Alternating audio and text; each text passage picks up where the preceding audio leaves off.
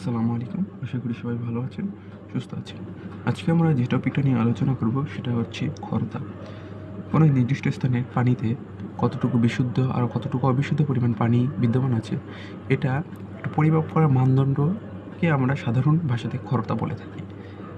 আমরা যদি প্রাসঙ্গিক সংজ্ঞাতে যাই তাহলে আমরা দেখব যে 1 লিটার নমুনা পানিতে কত মিলিগ্রাম ক্যালসিয়াম কার্বনেট বিদ্যমান থাকে তা ওই পানির খরতা নির্দেশ করে।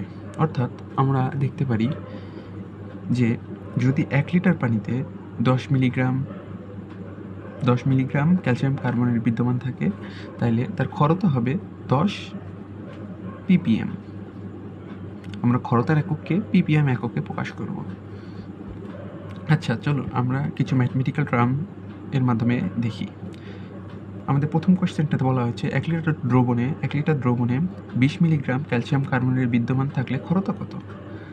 আমরা একটু আগেই বলে এসেছি যে যদি 1 লিটার দ্রবণে 20 মিলিগ্রাম 10 মিলিগ্রাম যতটুকুই থাকুক তত মিলিগ্রাম যদি ক্যালসিয়াম কার্বনেটের কথা বলা থাকে সেটাই হবে তার খরতা। এটা তোমরা শর্টকাট হিসেবে ইউজ করতে পারো। তো এখানে যেহেতু বলা হয়েছে 1 লিটার দ্রবণে 20 মিলিগ্রাম এবং মিলিগ্রামেই দেওয়া আছে, কোনো এককের পরিবর্তনও আমাদের করতে হবে না, এবং ক্যালসিয়াম কার্বনেটের কথাও বলা হয়েছে, তো এখানে আমাদের খরতা হবে 20 ppm এবং খরতার একক হবে আমাদের ppm এককে। আমরা সবসময় ppm এককে ইউজ করব।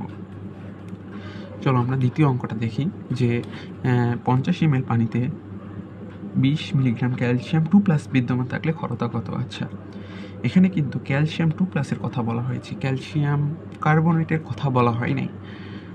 সো এই অঙ্কটা আমরা করতে হলে আমরা যদি নর্মাল প্রসেসে করতে চাই তাহলে হয়তো বা আমাদের অ্যান্সার বেরোবে কত। চলো আমরা করে দেখি। আচ্ছা, 50 মিলিগ্রাম, আমরা 1 লিটারে কত মিলিগ্রাম ক্যালসিয়াম 2+ আছে এটা আগে বের করি। আচ্ছা,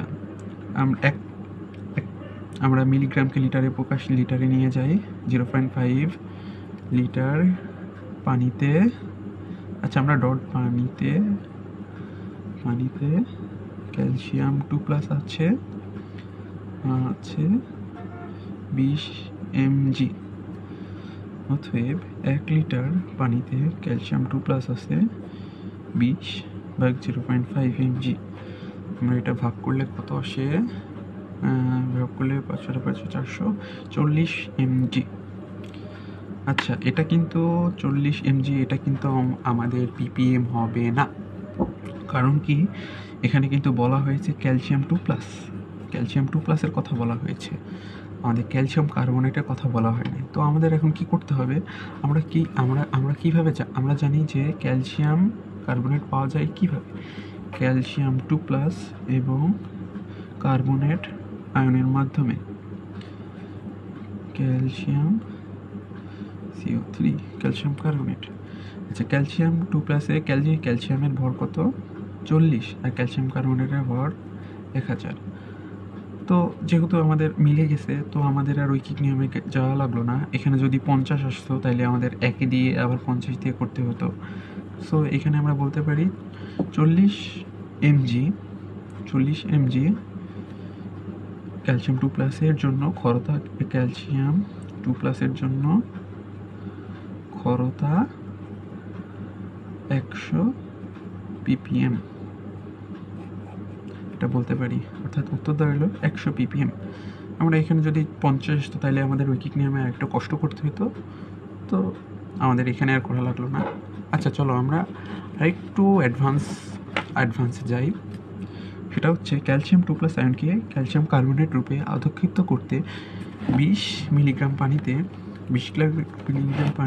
নমুনা পানির ঘনমাত্রা 0.25 এবং 5 ml সোডিয়াম কার্বনেট ব্যবহৃত করা হয়, খরতা কত।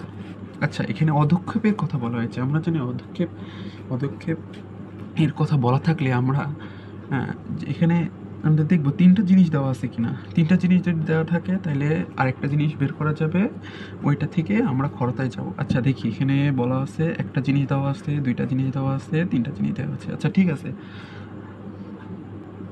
আচ্ছা, এখানে আমরা দেখব যে ক্যালসিয়াম কার্বনেটের ঘনমাত্রাটা দেওয়া নাই। তো আমরা এখানে সোডিয়াম কার্বনেটের ঘনমাত্রা এবং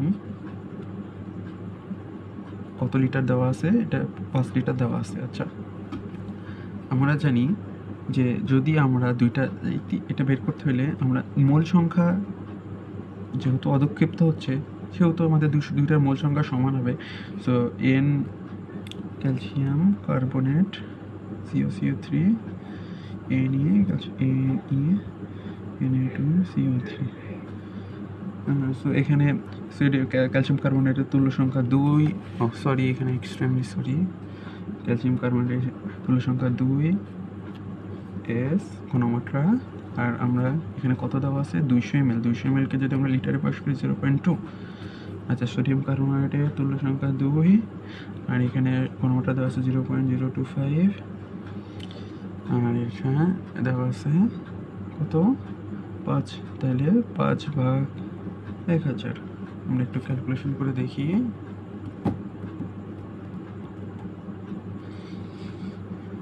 আচ্ছা, এটা এস আসতেছে 6.25 ইন্টু 10⁻⁴ m। এটা হচ্ছে ক্যালসিয়াম কার্বনেটের ঘনমাত্রা। আচ্ছা, আমরা ক্যালসিয়াম কার্বনেটের ঘনমাত্রা জানি। এখন আমরা পরিমাণগত রসায়নে পড়েছিলাম যে যদি কোনো কিছু ঘনমাত্রা জানা থাকে তাহলে সেখান থেকে আমরা এই ppm এককে ppm ppt এরকম বিভিন্ন কনভার্সন করছি। তো এখান থেকে আমরা ppm-এ যেতে পারবো। তো ppm সমান আমরা পরিমাণগত রসায়নে পড়েছি S × m × 1000, অর্থাৎ ঘনমাত্রা আর ওই যে ক্যালসিয়াম কার্বনেটের ভর সংখ্যা, আণবিক ভর। ক্যালসিয়াম কার্বনেটের আণবিক ভর কত আমরা জানি, ক্যালসিয়াম কার্বনেটের আণবিক ভর 100 গ্রাম। আচ্ছা, আমরা চলো করি 6.25 × 10⁻10 × 100 × 10⁻3। আমরা এইটাই আমাদের ফাইনাল অ্যান্সার। চলো আমরা একটু ক্যালকুলেশন করে দেখি।